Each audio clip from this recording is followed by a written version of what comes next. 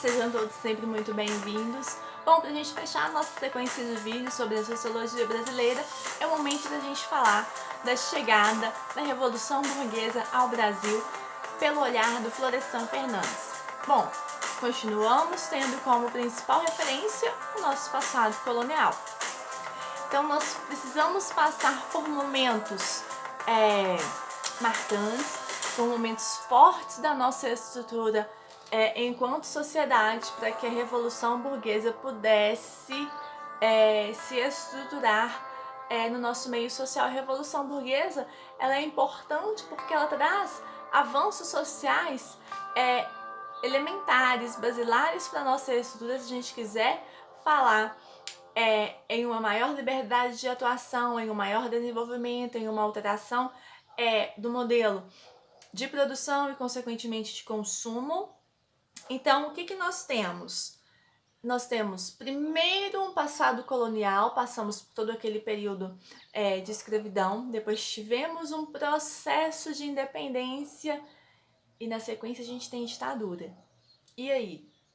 Então, a nossa estruturação social, ela traz muito forte todos esses aspectos. Nós passamos por momentos que eles são intensos para a nossa constituição enquanto sociedade. Tivemos um período árduo de escravidão. Tivemos um processo de independência que não foi nada fácil. E uma época marcada pela ditadura que impõe reflexos na nossa sociedade, no nosso meio social, querendo ou não, até hoje.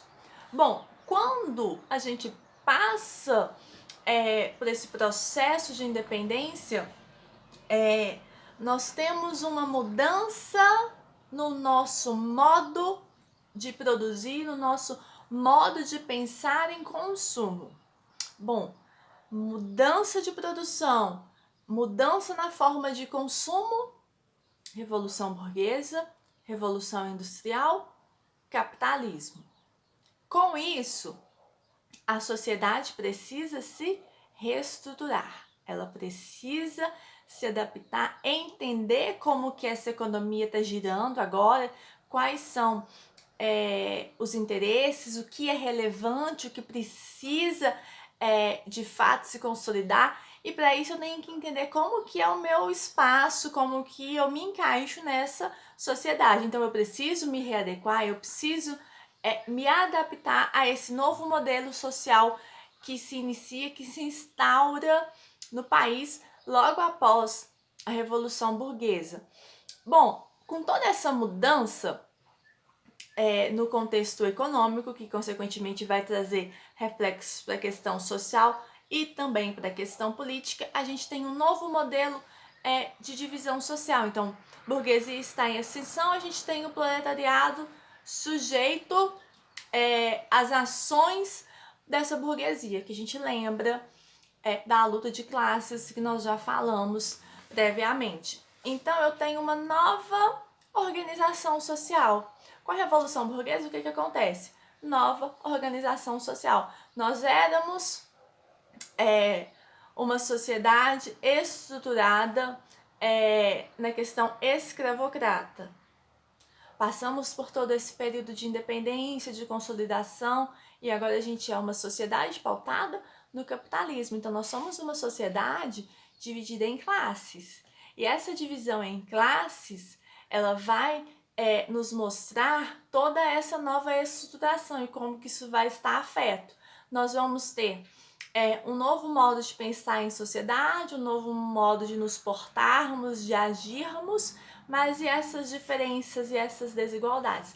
Elas sempre estiveram presentes e elas continuam mesmo em um novo modelo social, mesmo com uma nova estrutura, com uma nova forma de pensar. Com isso, a gente tem esse avanço.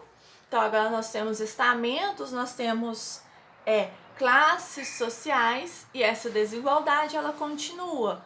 E com isso, nos faz pensar no quê? Numa democracia racial, fazendo referência aos ideais que o Gilberto Freire, trouxe inicialmente. Então, ele apontou a questão da teoria racialista e depois da política de branqueamento.